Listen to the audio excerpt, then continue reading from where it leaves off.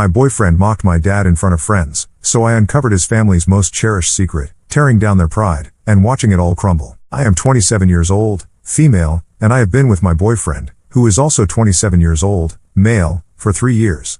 We have been living together for the past 6 months, and things have been good. A few days ago, we went out for dinner with a couple of his friends, but there he started making fun of my dad. I snapped at him and revealed something awful about his family in the heat of the moment. For context, my father, 58 years old, male, is a retired businessman and kind of eccentric. He handed over the reins to my older brother, 32 years old, male, a few months ago so he could spend more time at home. Since then, he has had a lot of free time on his hands. He told me to create a YouTube channel for him so he could make commentary videos on current affairs and stuff, which he could then show to his friends. I did it for him and even taught him how to record videos and upload them so he could have an easier time doing it on his own. He posts videos almost every other weekend and only has 12 subscribers, but it's really cute and not harming anyone. He usually only has funny takes on whatever is happening in the world right now and tries to put a humorous spin on stuff. It's harmless and fun and keeps him busy. When my boyfriend and his friends were making fun of it, I really didn't find it funny. One of them was talking about starting a YouTube channel, and my boyfriend started acting really snarky, saying that my father was a budding YouTuber, so he would probably know more about it than all of them combined. Then he brought out his phone and started playing one of my dad's videos. He was showing it around to everyone at the table, and all his friends were laughing like crazy, but I didn't feel comfortable with it because I could tell they were not laughing because of how funny my dad was but were laughing at him since they found it ridiculous. I tried to tell my boyfriend that this was enough and that I wasn't okay with it by whispering to him, but he told me to stop being such a baby and loosen up a bit. I got really pissed off at that because it felt like he didn't care about my feelings and only wanted validation from his friends. I also didn't appreciate him letting his friends make fun of my dad and laugh at his expense while I was sitting right there. So, I said that since we were talking about family and the funny things our families do, we should also discuss how his sister had to get divorced because she was caught embezzling money while working for her father-in-law. The entire table fell silent when I said that because nobody knew the real reason my boyfriend's sister had to get a divorce. Everybody thought that it happened due to compatibility issues. His sister had been married to her husband for just 1 year after dating for 2 years. 6 months into their marriage, she quit her job and started working in her husband's family business instead. But later, she was caught embezzling money, and she told them she was doing it because she needed the money for personal expenses. By that, she meant IVF because she'd been struggling with getting pregnant, but her husband wasn't ready to go for IVF and dip into their savings just yet, so she decided to steal money instead. It had been crazy, and she almost got arrested, but since it would create a stir and her husband's family didn't want that negative reputation, her husband decided to quash the news. They ended it by just firing her and getting divorced. Since then, my boyfriend's sister has been living with her parents and has been unemployed for almost 1 year since the divorce. Nobody knew about this because my boyfriend and his family had been very careful about who they could trust. My boyfriend had gone against his parents' instructions and told me about this last year when it happened, so I was one of the very few people who knew the truth. I had stayed quiet about it, but when he started making fun of my dad with his friends, I couldn't let it go, and I just blurted it out without thinking of the consequences. After a few minutes of silence, my boyfriend got up and left the table, and I followed him a couple of seconds later. We had driven to the restaurant in my car, so that's where I headed when I got to the parking lot, but my boyfriend was nowhere to be seen. I waited for 15 minutes but then decided to drive home instead because I didn't think he was going to show up. I was right because I waited the entire night, and he still didn't come back home.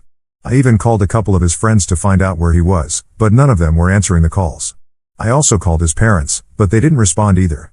I regretted saying what I said in the heat of the moment, but I also didn't think it was fair of him to make fun of my dad and expect me to be okay with it. The next day, I didn't go to work and waited for him to come back home instead. He finally came back home around the evening, and he was in fresh clothes, so I knew that he hadn't just been wandering around aimlessly and had spent the night at either his parents' place or with one of his friends. He ignored me and pretended that I wasn't even sitting in the living room when he walked into the house. He looked straight ahead and went to the bedroom and locked himself in. I waited for him to come out, but when he didn't, I decided to go knock on the door of the bedroom. He still didn't respond to me even as I kept knocking for almost 5 minutes. I started getting really annoyed, so I started banging on the door instead and told him to come out of the room. I had a lot of stuff in the room as well, and it belonged to me just as much as it did to him. But instead of opening the door, he yelled at me from inside the room and told me to leave him alone, that I had lost the right to even speak to him after what I did the other day. I was getting extremely annoyed because he was acting as if I was the only one who had said things they shouldn't have, and he was just completely innocent. So, I told him that the only reason I had brought up his sister's divorce was because he was making fun of my dad right in front of me and allowing all his friends to laugh at his expense while telling me not to intervene. He told me that what he did wasn't even meant to be insulting and that I was taking it personally only because I was embarrassed about what my father was doing online. I honestly don't think that's true because I've shown my dad's videos to lots of other people, like my friends and even some coworkers, and they have found it amusing. So, his theory that I was embarrassed about what my father was doing and that's why I lashed out at him instead was invalid. But he insisted that he didn't mean to make it seem like he was laughing at my dad's expense and said that he was appalled that I had such a low opinion of him. He reminded me that I had shown him my dad's videos several times before this, ever since he started posting them on YouTube, and he had always been supportive of it, so it wouldn't make sense for him to make fun of it now. I explained to him that I thought he was showing it around to his friends and letting them laugh at my dad because he wanted their validation.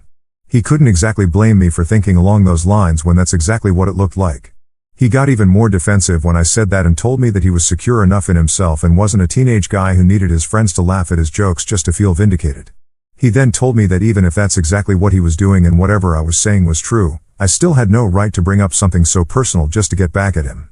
His sister's divorce had been a really bad time for him and his family, and I had made a mockery of it by bringing it up in front of his friends. He said that I had humiliated him and his family and that he could never face his friends again, thanks to me. He didn't think that his making fun of my dad warranted such an extreme reaction. We kept going in circles until he finally opened the door of the bedroom and let me in. He seemed extremely upset and told me that what I had said was 1,000 times worse than what he had done and that there was just no comparison between the two. I told him that he hurt me when he was making fun of my dad, and in the heat of the moment, I ended up saying something that I really shouldn't have. I did regret it, but if he continued to defend himself instead of just apologizing to me for hurting my feelings, then we would never reach a conclusion. He paused for a second and then told me that I still didn't understand the gravity of what I had done. Then he informed me that his parents were planning on filing a defamation lawsuit against me for talking about his sister's divorce among his friends. I thought he was joking, but then he told me that he was quite serious. He had gone to his parents' house after dinner and had spent the night there. He had told them everything, and they were very upset with me. My boyfriend told me that they now wanted me to apologize to him, his family, and most importantly, his sister. They wanted a written apology, or else they would really file a lawsuit against me. He said that the ball was in my court now, and I could decide whether I wanted to apologize to them or deal with a lawsuit. I lost my temper and instantly told him to get out and go live with his parents, just like his sister was, because they were a family of enablers, and I never should have expected him to be any better. We got into a really nasty fight and took a lot of potshots at each other and our families. It was really bad, but at the end of it, he packed his stuff and left. It has been 1 day since then, and I have no idea how to go ahead now. I'm almost positive that they won't be able to file a lawsuit against me because they have no grounds since I just said it in front of a bunch of his friends, and as far as I know, that hasn't exactly done any tangible real damage to her reputation. I also don't think it's defamation if what I have said is true, so I'm not worried about a lawsuit. But I also don't know if I should be feeling bad about what I did. Am I the asshole for telling my boyfriend's friends about the reason behind his sister's divorce because he made fun of my dad? I decided I had nothing to feel sorry about and that I was done with my boyfriend for good. I also haven't made up my mind about whether I'm going to refer to him as my boyfriend or my ex here, so please bear with me. It doesn't matter if I say boyfriend or ex, I mean to refer to the same person. But anyway, he can't just make a mockery out of my dad just to get a few laughs out of his friends and then expect me to be alright with it. That stuff's not going to slide with me, and I'm actually pretty relieved that he left before I had to kick him out. This just means less of a hassle for me since the trash took itself out. Also, a lot of you had asked me the name of my dad's channel, and as much as I would love to tell you guys, I can't because that would end up revealing my identity. I do hope you guys come across his channel organically at some point, but I'm afraid I can't exactly share it with you guys, and I'm really sorry about that. I told my father about this incident a few days ago since it's been 5 days since my boyfriend left, and my dad seemed a little hurt because he liked my boyfriend, and they used to really get along. I didn't intend on sharing it with him because I didn't want to hurt him, but we were having lunch together, and he could tell that I was upset about something, so he kept asking me until I finally told him the truth. He tried his best to brush it off and act like it didn't bother him, but I knew him just as well as he knew me, so I could tell that it got to him that my boyfriend had been sitting around with his friends making fun of him. I told him that I broke up with him over it. I skipped the part about me bringing up his sister's divorce to get back at him because I knew that my dad would not like that. He's a very passive guy who doesn't like getting into fights and has raised me to be the same way, so he wouldn't like the fact that I dealt such a low blow to my boyfriend, even if it was for his sake. I haven't heard back from my ex yet, and there has been no lawsuit so far. I'm guessing that was just a bluff to get me to apologize, which didn't work because I'm not scared of them. I know he's going to be back because there's still a lot of stuff that he left in my house, and he will have to come back and get it. I just hope that it happens soon because I want to forget about him altogether. It's not going to be easy because we had been together for a really long time, but it's over now, and there's no going back from what happened. This morning, my ex texted me before work and told me that he would come by in the evening to pick up whatever he had left behind. This was the first text I'd received from him after our breakup, and it's been almost 2 weeks since that took place. All his friends have blocked me on social media, and so has his sister. I've got to say, I did see that coming, and I'm not surprised. He's the only one who hasn't removed me yet, but I think after today, he might too. I texted back that I would be home at 6 o'clock because I had to work overtime today, and we decided that he would come by at 7 o'clock, collect his things, and then leave. I was a nervous wreck once I got back home from work, and the waiting was the worst part because I had nothing to do, and my brain was in overdrive. I was dreading seeing him because it had been quite a while since we broke up, and I had been avoiding even looking at his picture since then. I wish I could say that I've moved on completely, but I haven't, and I still find myself missing him despite myself. So, before he came by, I had a few glasses of wine to calm my nerves and not act like a nervous mess when he finally came around. I left the bottle out on the coffee table, which turned out to be a mistake because when he came by, and I opened the door to let him in, the first thing he noticed was the bottle of wine and gave me a weird look. I wanted to explain to him that I hadn't turned into an alcoholic because I was missing him, but I didn't say anything because I didn't want to make it weirder than it already was. We didn't say anything to each other, and he just headed towards our room and started packing quietly. I decided to sit on the couch and stick to scrolling on my phone because I didn't know what to do with myself while he was there. After about 20 minutes, when he was done packing, he came back out into the living room and told me that he was leaving. I didn't know what to say, so I just nodded and went back to my phone. He asked me if I had nothing to say to him because this was probably going to be the last time that we saw each other. Truth be told, I had so much to say to him, but I didn't even know if it was worth it, and that's what I told him. He just sighed and said that he had talked his parents out of filing a lawsuit against me because he still loved me and then waited for me to react to that. If I'm being really honest, I don't think I loved him anymore, not as much as I used to, but I couldn't say that to his face because it would be just incredibly hurtful. So, instead, I told him that I also would have loved to make things work, but after the last fight that we had, I couldn't bring myself to even consider continuing the relationship because he had been really disrespectful towards my father, and the worst part was that he didn't even see anything wrong with it. He tried to argue and defend himself again, but I interrupted him and stopped him before he could say anything since I didn't want to get into it once again. I knew that it would just lead nowhere, and we would end up fighting again. I wanted things to end on a good note, so I told him the arguing would be a waste of time. He didn't say anything and told me that he would be waiting for my call in case I changed my mind, but I don't think that I will change my mind. I do miss him, and I wish we could get back together and make things work, but there are certain things that are just too difficult for me to work past, and insulting my father and then threatening to file a lawsuit against me were just a couple of things I couldn't get over so easily. So, no, I don't think I'll call him, and it's going to break both our hearts, but it's for the best. I sincerely hope that he blocks me and moves on. That might make everything a tad bit easier for both of us. It has been 3 weeks since my ex last visited to grab his things from my house, and yesterday, I ran into a friend of his at the mall. This guy had been present at the dinner party on the day when the incident took place, and I half expected him to run the other way when he saw me since he also blocked me on social media. But to my surprise, he started walking right towards me instead and came up to me to talk. I hadn't been expecting that, so I was caught off guard. He greeted me and told me that he wanted to talk to me about what happened on the day of the party. I didn't know what this guy could possibly want to talk to me about since the damage had already been done, and it's not like they had any direct involvement in the incident, so I told him to go on. I was quite shocked when he apologized to me for laughing at my dad's videos. I hadn't seen that coming at all, and it took me a few seconds to realize that this guy was actually apologizing, something that not even my ex had done even though it was his fault. It took me a few seconds to process it, but then I told him that I forgave him and that I didn't really hold this against them because they were not my boyfriend. They didn't owe it to me to be nice. It would have been great if they didn't laugh and ridicule my father, but I was honestly more disappointed in my ex than with them. He told me that he still wanted to apologize because clearly, that had hit a nerve with me, and they regretted it because, eventually, that's what caused our breakup. So, I told him to forget about it, and that it was nice, and expected the conversation to be over. But he still didn't walk away and said that he had a couple more things to tell me. Now that really made me curious because I didn't think that we had anything more to discuss. He and I were not friends. We occasionally talked to each other whenever we met because of my ex, but apart from that, we didn't know each other personally. So, I couldn't imagine what more he had to say to me, but I could tell that this could be important from the look on his face. I ended up agreeing to hear him out, and we went to the nearest coffee shop so he could say whatever it was that he had to tell me since it was apparently a long story. As soon as we had ordered coffee, he started off by saying that my ex had been in touch with them after he left the restaurant on the day of our fight.